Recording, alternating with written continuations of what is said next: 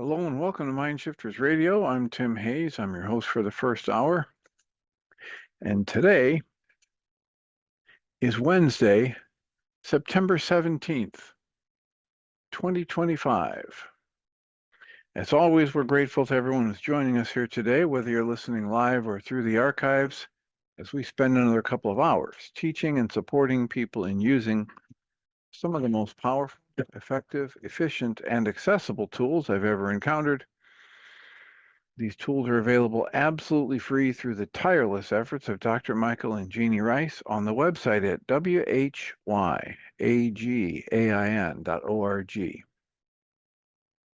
If you go to that website and click on the two words that say Start Here in the upper left-hand corner, it will take you to a page where you can download and read Chapter 24 of Dr. Michael Ryce's book. His book is titled, Why Is This Happening to Me Again? And that chapter of the book contains a narrative description and explanation of the primary tool in this work. That tool is called the Reality Management Worksheet, sometimes called the Reality Management Wake-Up Sheet. And it's a tool I've been using to great effect for over 21 years now to improve the quality of my life and most of my relationships, and to turn any negative emotional experience I have into part of the infallible guidance system that each and every one of us has been given. You can also download the actual worksheet process itself from that page. It's a simple PDF file. Click the link, download it, print it off, copy it as often as you'd like, and use it over and over again, absolutely free. You can also download a whole host of audio files of shows just like this one where people have been stepped through the worksheet process, and if you choose to listen to them even repeatedly, they can serve as a powerful tutorial for you to help you get maximum benefit from these tools in the shortest amount of time possible. You can also go to your app store and type in the three words Heartland Aramaic Forgiveness. And if you choose to do that before you're done typing the word forgiveness, you'll see the glowing heart icon. If you tap on that, it will let you download a completely free and private app that contains a reality management worksheet. It contains an abbreviated version of that worksheet process, and it contains a copy of the Dragon Klingon game, which is a wonderful way to introduce these tools to even younger audiences. And we hope people do all of that soon and often, primarily because it tends to improve the quality of people's lives the more they actively apply these tools in their lives. And secondarily, because it tends to prompt comments, questions, answers, and testimonials. If you have any of those to share with us, we'd appreciate you doing so. You can email me at tjh@mindshifters-academy.org, or you can email Jeannie at jeanie@whyagain.org. That's whyagain.org. And if we get a question or a comment from you through an email, we'll address it on the internet show, and then as time allows, send you a notification about what day and time that occurred, so you can listen back to the archives for your feedback or input. And the other option is you can join us live from 11 to noon Central Time, most every 5 days a week. You can go to zoom.us. If you go to zoom.us, once you're there, you need to enter a meeting ID. And the meeting ID for this first hour is 853-2357-4173. So you can call in one of the many numbers that Zoom makes available, or you can open a browser window on your internet connected device and join us, either just audio or audio and video, or you can just type in the chat room.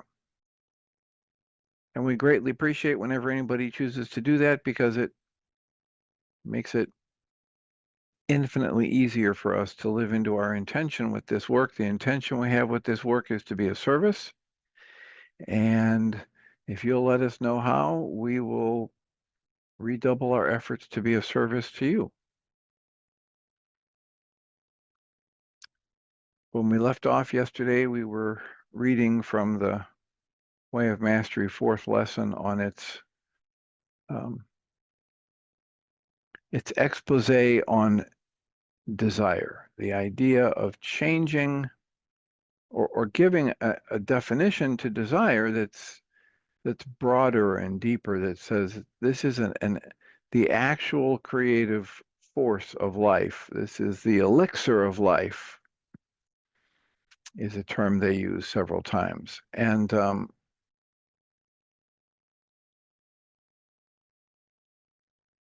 it's such a divergence from the concept that we've all been trained into that people then, if you're anything like me, you're going to have to work with this concept a number of times over and over again over a period of, months or years, because every time I would come back to it, it would seem odd again until a piece would fall into place. And then eventually it didn't seem odd. And so I had basically rewired my own internal definition for the word desire.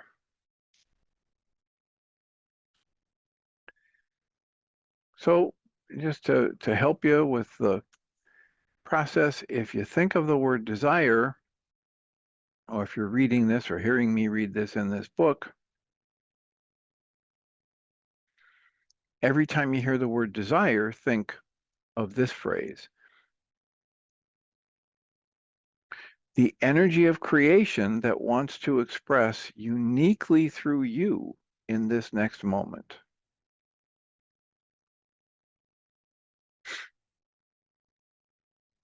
So here's where we left off reading yesterday. From lesson 4 in the Way of Mastery. The section is titled, Desire Links You to the Will of the Creator. And it reads, desire is creation. Therefore, what you desire is of supreme importance. If you'll take the little exercise that we've given to you and begin to put it into practice upon awakening in the morning, in a very and simple, quiet way, you'll begin to get back in touch with the innocence and the beauty and the movement of this energy we call desire. And you can delight in it. When you have a sexual thought, a sexual desire, why not just be with it? Why not notice what it causes to happen in the body? Does your breath change? Does the heart beat faster? Be honest with yourself. Is it putting a smile on your face? What if you decided to honestly embrace the effect, whatever it is, of this thought arising within you? Just embrace the effect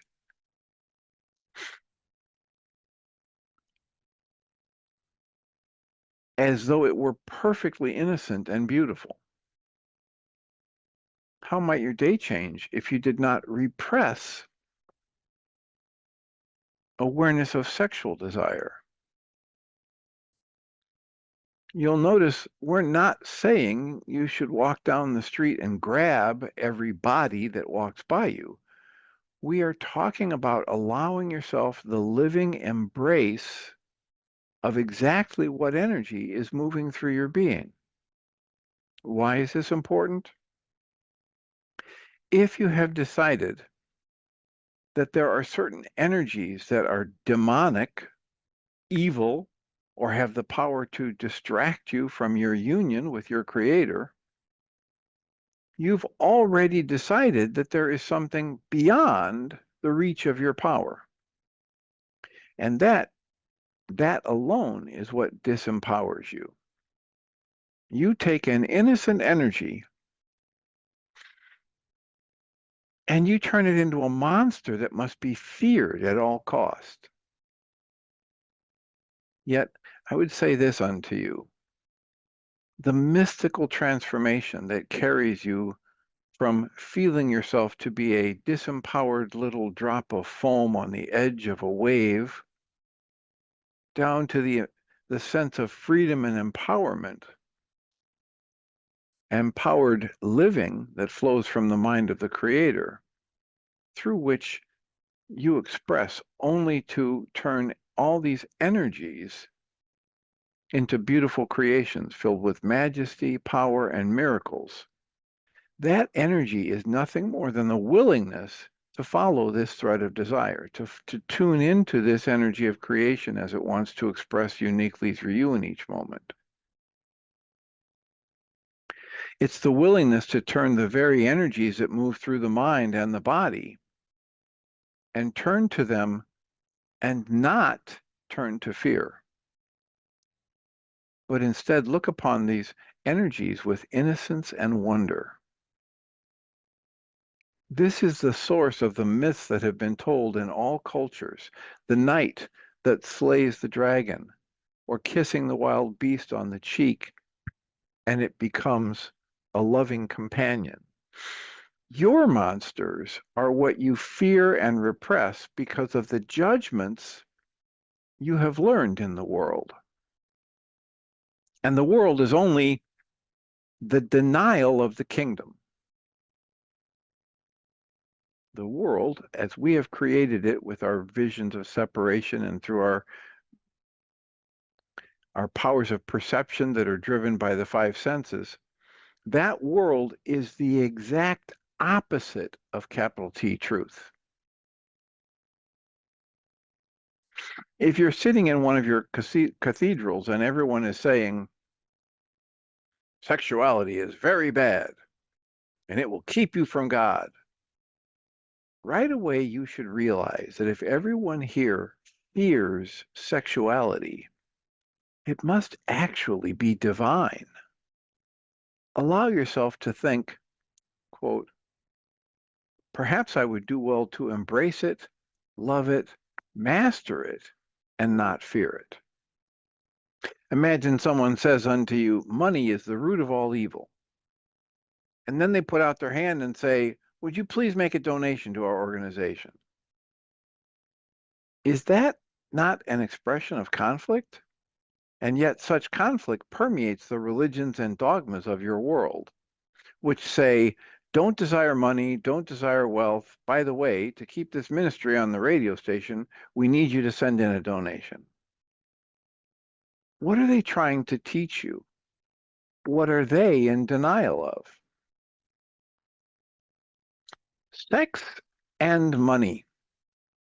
Pretty basic things, are they not? They represent energies that flow from the mind of the Creator, which would express in unlimited joy and power and not be willing to settle for limitation of any kind. When the earth was birthed by the Creator's holy mind and took its own form and became an entity just like you, God did not say, well, this is a pretty beautiful planet, but I can only have a solar system just large enough for the Earth. Rather, out of joy, the Creator allowed there to come forth solar system upon solar system upon solar system, the birthing of 1,000 suns every moment, as a field in which this beautiful jewel of a planet could spin. That is true creation. What quality of solar system have you decided to allow in which the planet of your own awareness can spin and live and express? What is the quality of solar system that you're allowing, that you're creating with your judgments and your perceptions and your clinging tight to things? What's the quality of the energies that you're investing in and therefore making true or real for yourself in a certain way? The next paragraph reads, desire is everything. The simple exercise we have given you will begin to free up the blocks within, and you will discover the innocence of desire. Then you can begin to expand upon it, to take a few moments to learn to live deliberately asking yourself, quote, what do I truly want, close quotes. Use your consciousness to relax into innocence and into the innocence of the question, what do I truly want? What is it in my heart that keeps calling to me, that keeps compelling me? Because your mind shines forth like a sunbeam to the sun from the mind of the Creator. When you ask that question, pictures will begin to arise, feelings will begin to arise. And I say unto you, they are symbols and expressions of what the Creator wants to bring forth through you. You may say, quote, every time I look in my heart and every time I allow myself to feel it, what I really want is to put my arms around people. I want to let people know how much I love them, close quotes. Well, if that's the case, why would you fear such a desire? Do you say, quote, it's too overwhelming. I don't know how I will be accepted, close quotes. This pathway would ask you, who cares how you'll be accepted? What matters is, will you accept yourself? How you accept yourself? How you choose to dismantle your judgments and every perception that leads to any kind of tightness or tension or upset. The text goes on, what if by feeling that desire, allowing it, embracing it, surrendering to it, trusting it, what if by feeling that desire, new pictures begin to come to you? For example, suddenly you realized, what I want to do is join the Peace Corps. Perhaps that very decision would be like putting yourself in a solar system where you can spin as your own planet. What if going and being in the Peace Corps could be the very pathway through which you learn to receive the great joy of letting your love out to the world? And yet, if you fear desire, how can you ever know these things? What comes up for you by asking that question? It might be, I want to have so much wealth. And then I see the thought that says, oh no, wealth is bad. But if you would allow yourself to continue to ask the question, a deeper answer will emerge, such as, what I want is to be able to go to all the hungry children on the planet and feed them. That's why I want to be wealthy. Could it not be that the desire to feed the world is the Creator's desire to speak through you, to use you in a way that effects transformations upon your planet? Can you see that by blocking the feeling of desire, you might just be blocking yourself from hearing what you keep praying for over and over again?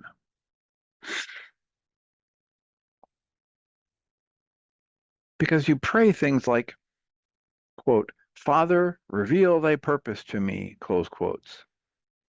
And then you feel the desire and you say, oops, excuse me, Father, I have to go get rid of this desire first.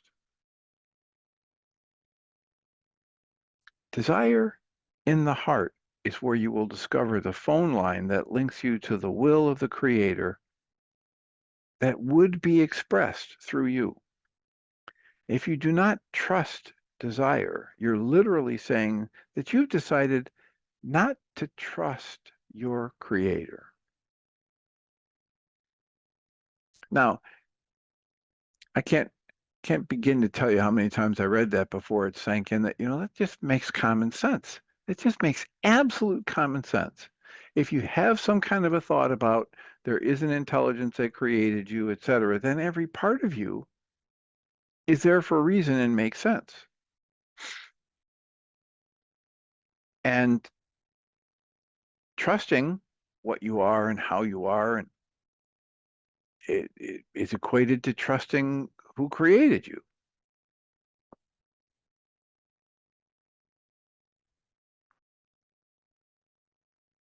So the text then reads, listen, that last statement is not to be brushed aside. In healing the conflict around desire, now that you know what it truly is, please learn to be patient with yourself. In learning to question, what is all of this fear I have about how I am, what energies, what emotions come up in me, and how, if I keep pouring my mind energy into that to fear it, how am I actually just fearing my own creator? How am I distrusting that which gave rise to me?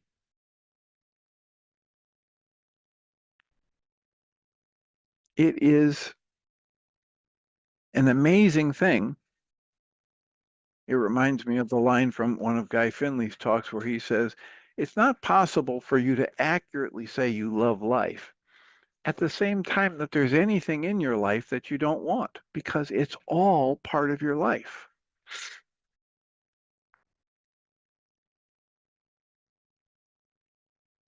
So if you don't trust the energy of desire as it moves through you, in that moment, you're not trusting what gave rise to you. You're not trusting your own creator.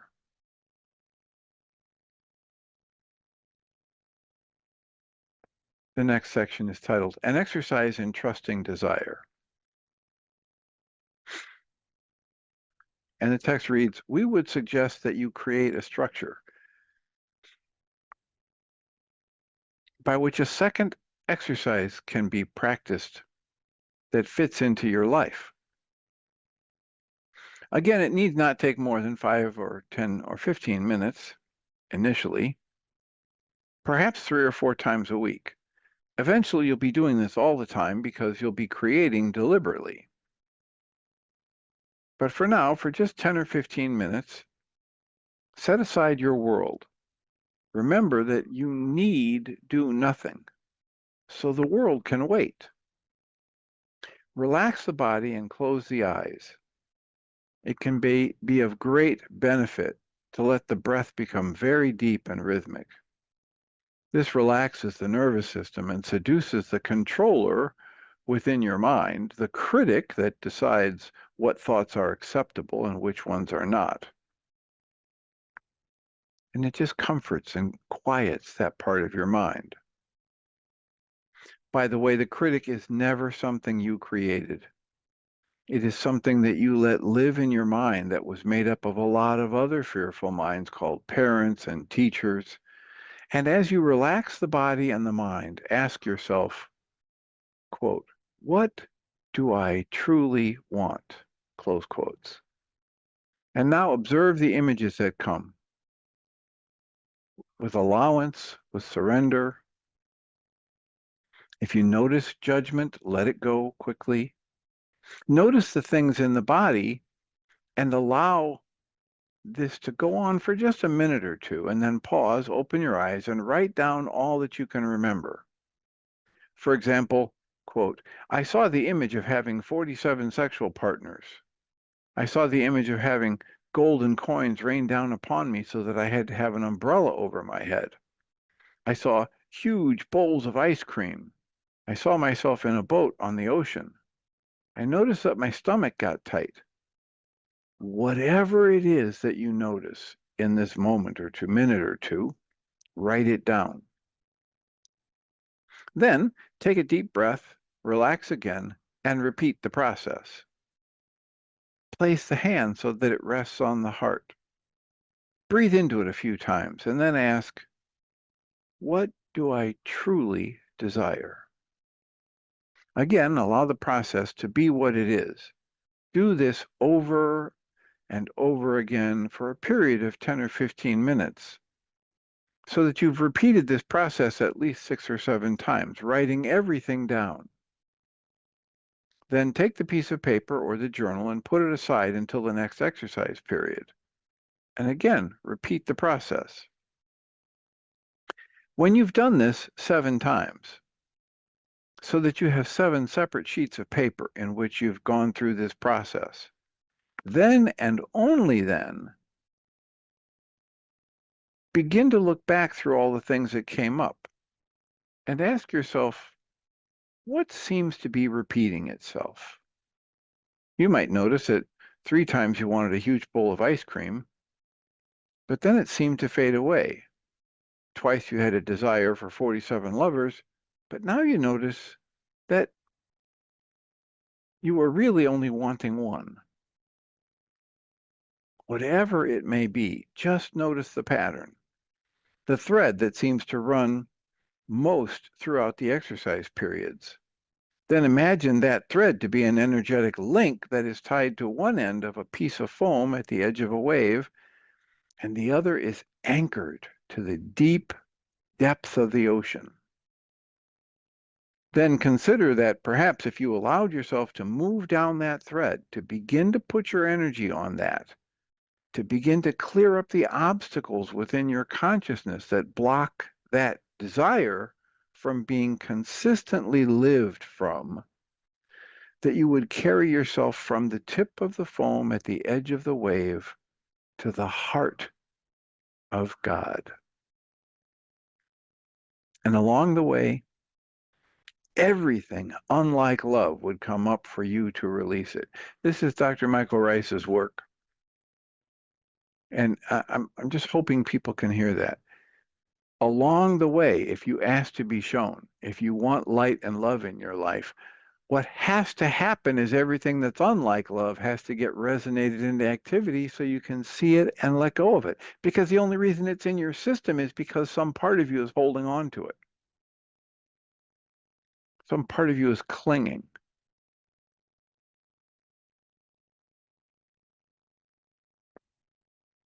This is that vitality meter business Michael Ryce talks about. If your vitality goes up, your higher wisdom knows, oh, good.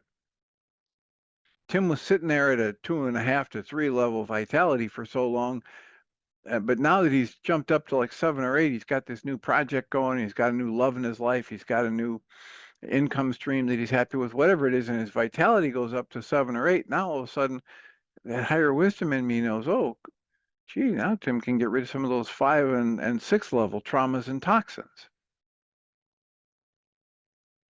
Along the way, if you will do this, if you will tune into desire as a creative force and dismantle your judgments about it and learn to stay tuned into it, learn to do the breaking of the habit of distraction, as it talks about in another lesson. We've trained ourselves into being master distractors. And if we do that, we will learn to tune into this energy of desire, energy of creation and its flavor, and we'll start keeping our attention focused on it, our intention focused on it more and more throughout the day, and it's going to carry us right down to the heart of the Creator. And along the way, everything that's unlike love, capital L love, the truth of our nature, this energy of love expressing in form as us, everything that's unlike that would come up for release. During that process, you would go through a metamorphosis that would culminate in your being, the living incarnation of the power of Christ. Your soul would realize the fulfillment that it has always sought. So what they're saying here is learning to tune into and follow the energy of desire doesn't just take you to the heart of the Creator or the mind of God. It opens you to connection with this power of the Christ mind, which is the fulfillment that your soul has always sought. The next section reads, for you see, the reason you've cleverly decided to trick yourself into blocking the energy of desire is that the soul knows that were it to follow such a thread through whole and total commitment, the soul will be embarking on the pathway set before you by the Creator that knows how to take you home. If you arrive at home, it will mean that you will have had to give up being a seeker. You will have had to become one who has found. And you will have to rise above the crowd. You will have to give up all of your identity with smallness. You will have to give up needing the approval of others. You will have left the nest of insanity. You will have arisen and taken up your rightful place at the right hand of the Creator. Is not that the deepest fear that you carry, to actually be the truth of who you are, the Christ incarnate? Desire can be much fun. Ideally, once you've practiced this on your own, ask your mate or a close friend if they would be willing to embark on this process with you, so that perhaps once a week you can sit down together and say, okay, what did you come up with this week? It is called undressing in front of a friend. It is called becoming vulnerable with another. I use the phrase, it's being open with another. It's called finding another child to play with in the kingdom, so that you can go to the sandbox away from the adult world that says desire is bad. You guys be careful. You begin to look at what is true and real from a place of innocence. Again, having heeded their advice in the third lesson, the lesson right before this, dismantling our judgments, make it an active practice to live in the moment in direct observation and dismantle perception and judgments as they arise.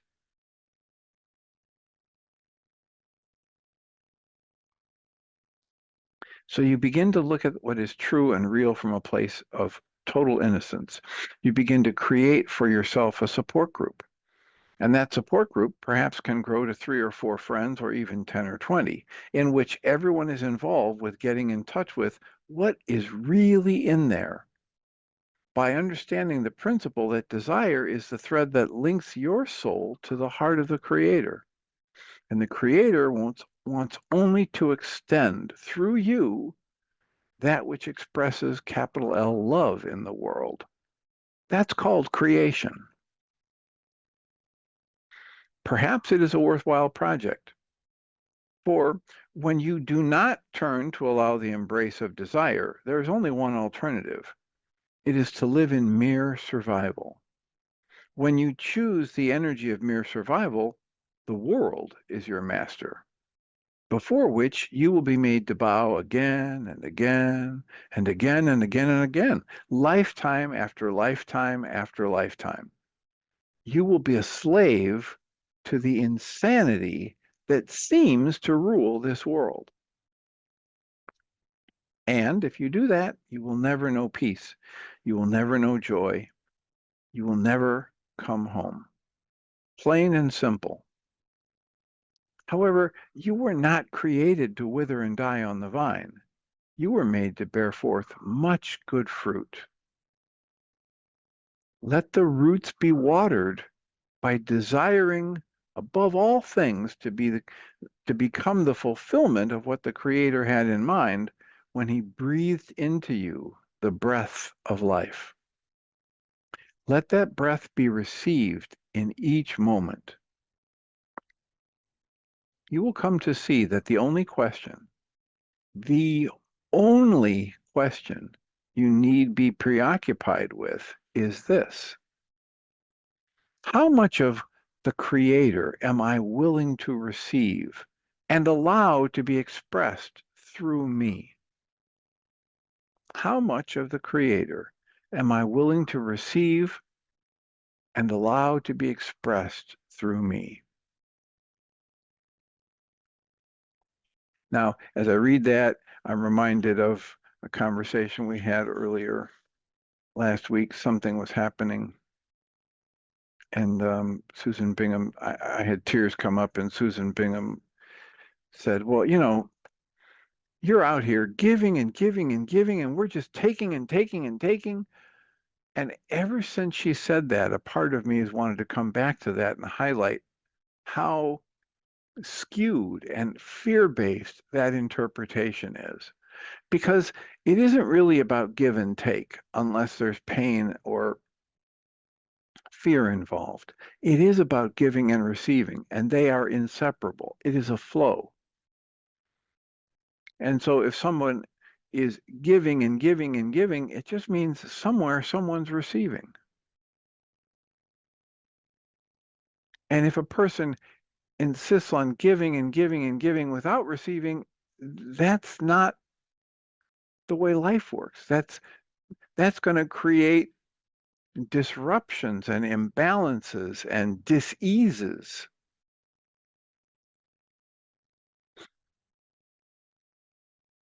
So the question that they ask for us here is how much of your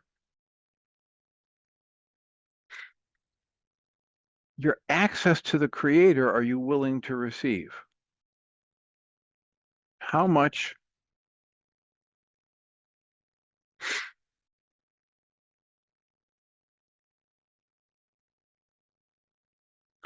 good can flow through you? How big can your heart get? How deeply can you be in awe of the gift of life itself? The text here goes on and reads, it's called, quote, separating the wheat from the chaff, close quotes.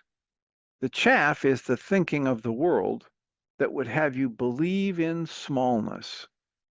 This can only result in your perpetual suffering. The wheat is the food that gives life because it is filled with the love of the Creator. Fear not, then, this energy of desire. Desire to embrace desire. Touch it, feel it, know it, dance with it, sing with it, and look at it innocently. Feel it wholly, totally, completely. And then learn to discern through the ways we have given you what desire is truly. It's that thread that is shining forth through all of your days. And then decide to let that desire inform your choices so that you can create a life that serves the fulfillment of that thread of desire.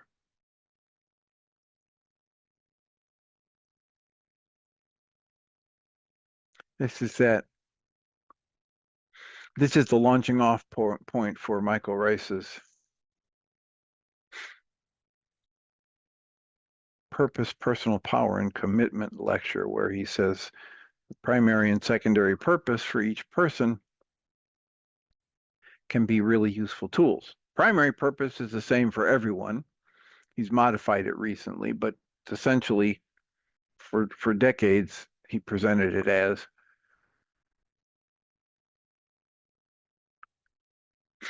that everyone's primary purpose in life is to develop and then strengthen a viable, conscious spiritual body. In other words, to wake up to the fact that you're not just a hunk of protoplasm, that your consciousness is not just the byproduct of random neural firings, as Eben Alexander used to believe before his near-death experience, or near-life experience, as Michael Ryce would call it.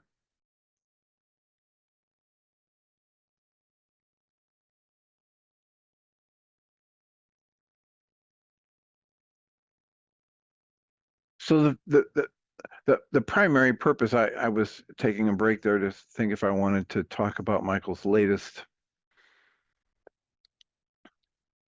insight or download or hunch that amends that primary purpose a little bit. For our purposes, let's just say that for years he presented it as your primary purpose is the same for every human being, and that is to develop and then strengthen your awareness that you have a viable conscious spiritual body. And the more your mind energy you pour into it, the more you'll become aware of it and learn to deal with it effectively, et cetera, and let it be the mechanism through which you interface with the world. The secondary purpose is going to be different for every person and unique to every person based on their skills and their life experiences and their idea about what would make the world a perfect place to live. And if you develop those two things, then they become tools for you. They start to inform, as he's talking about here. If you tune into the energy of desire and you let it inform you, Well, you're basically going to have to be using that energy of desire if you step into, you know, Janet Atwood's passion test, or Greg Moore's heart virtue, or Michael Ryce's secondary purpose exercise. You've got to really tune into this energy of desire if you're going to have an effective result from any of those tools.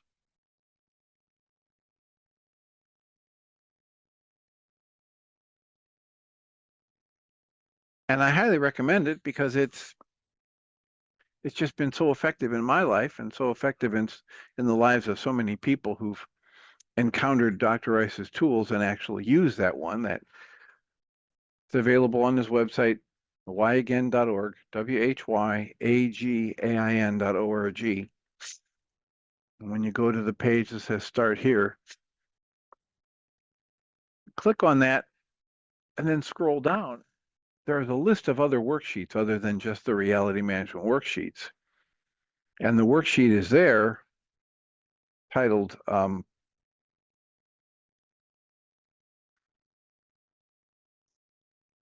what is it? The purpose worksheet, or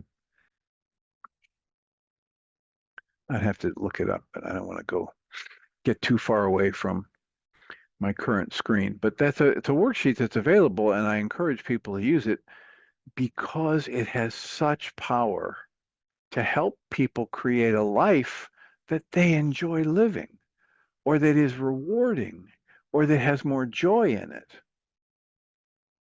And if you don't have an idea like that that guides your days, then your energy is just scattered. And think about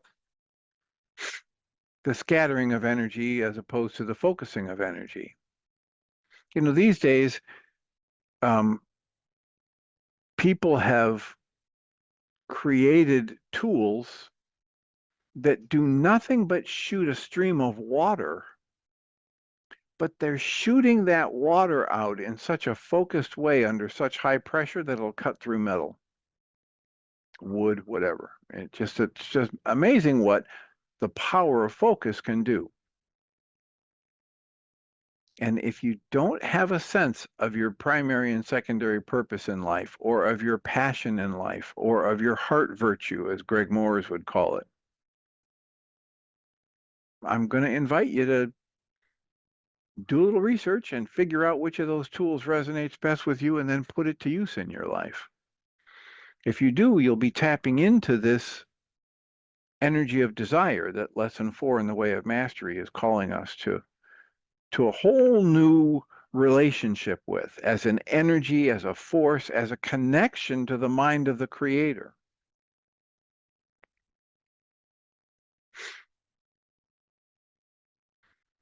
So I'll pause and ask if we have questions or comments, and get a sip of something here.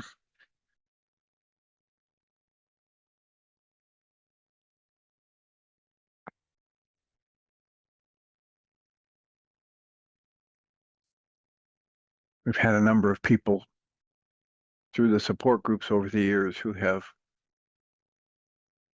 gone past just doing the reality management worksheets and stepped into using some of the other tools that Michael Ryce and Jeannie make available.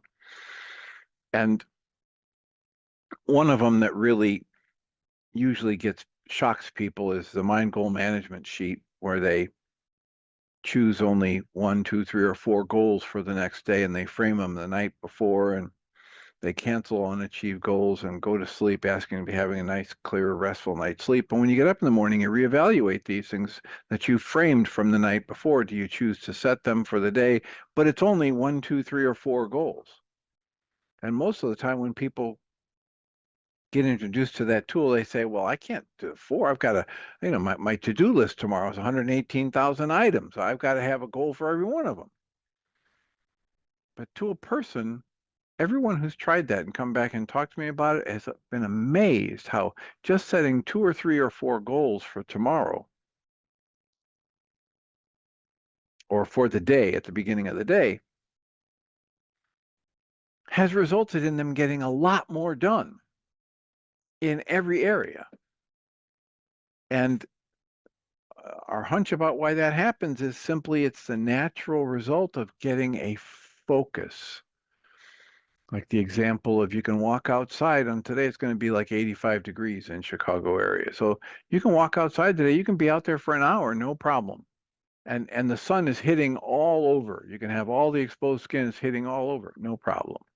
But you can take a little glass or one of those plastic toy from the Cracker Jack box, a little plastic magnifying glass or a glass magnifying glass, and if you hold it just the right distance away from your skin, it'll burn you in a hot minute.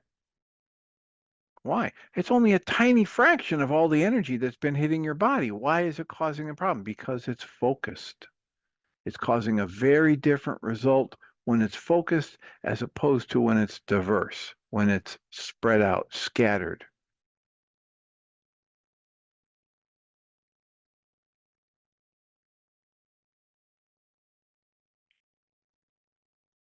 So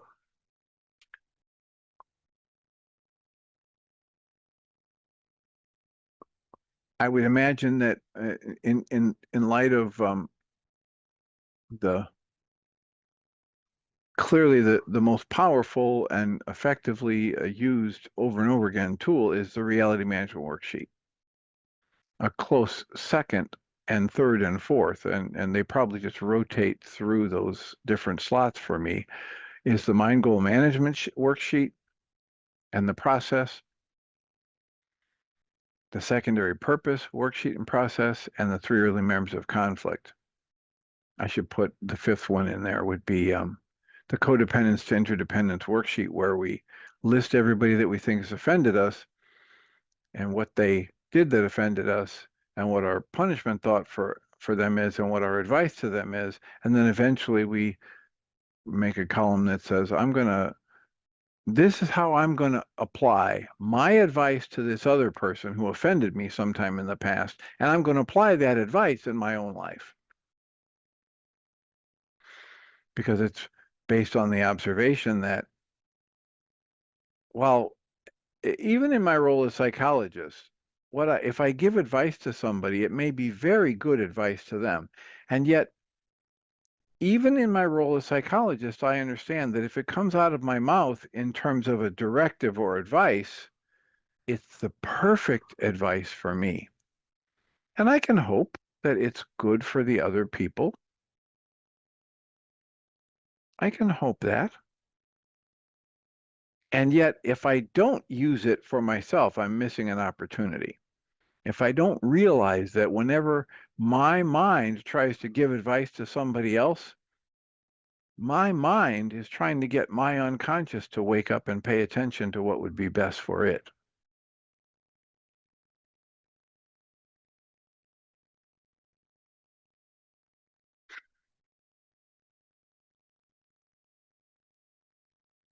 I know that a lot of people have a really hard time with that when they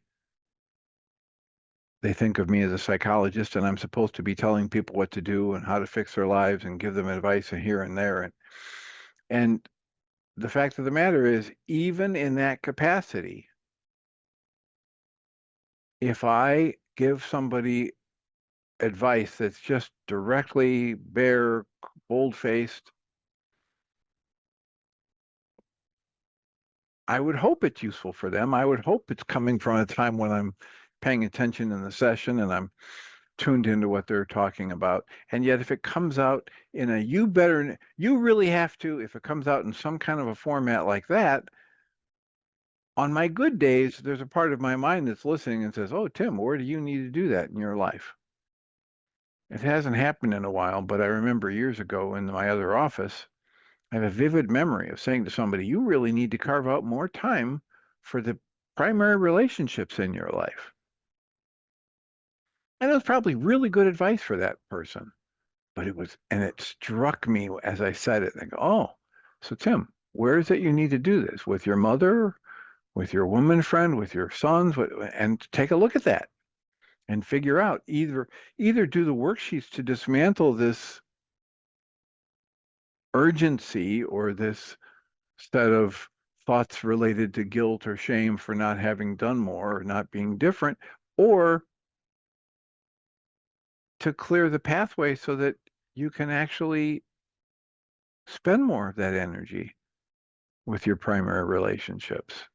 And I knew when I said it with such force that it was really something about what I needed in my life.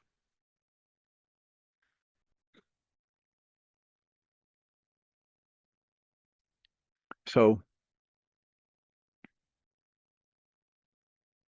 I'm going to hold off on reading any more from lesson 4 in the Way of Mastery. We only have a couple pages left in that lesson. And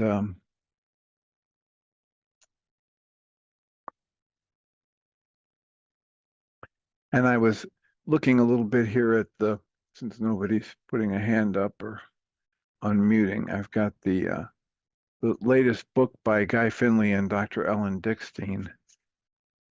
The title of the book is One Love, One Life, One Journey. And he writes, here's a great mystery. It is only through our diverse, often conflicted relationships with life that we gradually awaken to see what's been right before our eyes all along.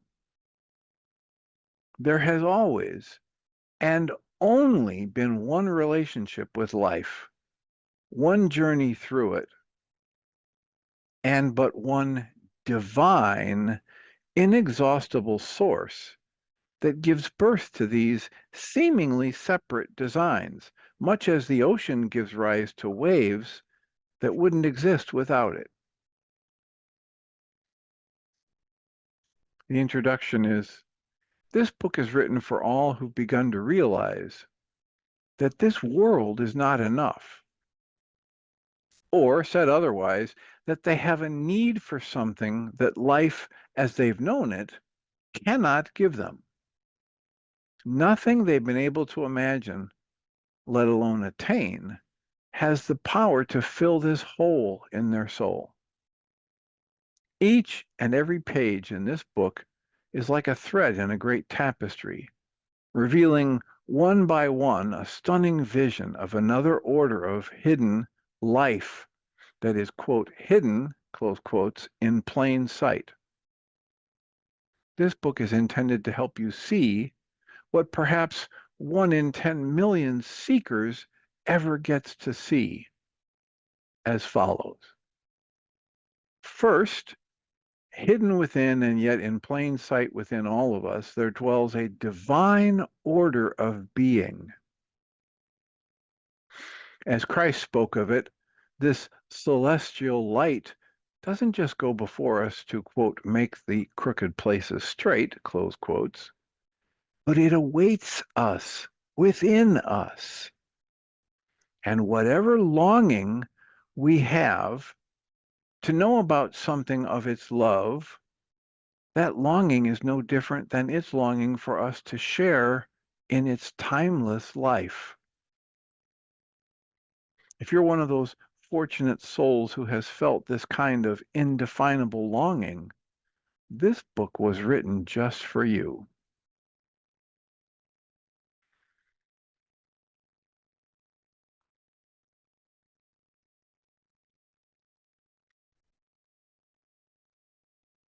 As you're about to discover, the Book of One is filled with a soul-stirring, seamlessly interwoven set of ideas that have the power to change everything about your life. Page by page, you will be helped to remember, realize, and reclaim your relationship with a fearless order of love, capital L love, along with the freedom that it alone can give. Further still, as a part of what this book will help you see, is the following. Not only have these great and timeless truths always been with you, but they've always been a part of you. These ageless teachings, along with the healing lessons they convey, share common themes that reflect ageless principles, higher laws that don't just connect all human beings, but that once realized, internalized, and actualized, they would make it impossible for us to hurt one another. Where instead of a world flooded with fears and tears, compassion would rule, and kindness would be the coin we treasure above all. This unique collection of essays calls upon quotations from sages, ancient and modern, to help readers see through the veils of time, the shadows of empty social and religious promises, to see through them so that their eyes will be newly opened. They might also catch a glimpse of an eternal truth. All that is true, good, and right has forever resided in their own heart and mind. Just imagine how the world would change if everyone was awakened to realize this healing truth. There is, and always has been, a love, capital L love, that, quote, casts out fear, close quotes. And that at the same time, that love frees us from the painful illusion of separation. In summary, each and every page of this book is dedicated to revealing a single great realization whose importance cannot be overstated. There is only one seeker, one search, and one sacred beloved. Behind all that we see and experience as our life. In other words, our relationship, the relationship that our heart of hearts longs for, already exists. May you be intrigued, nourished, and even healed by the teachings you find spread through these pages of this special book. Enjoy the journey. The Book of One. One life, one love, one journey. Guy Finley and Dr. Ellen Dickstein.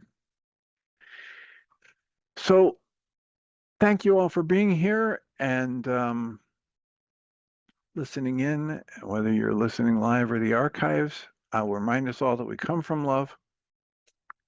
We're made of the stuff we call love. We actually are love, and everything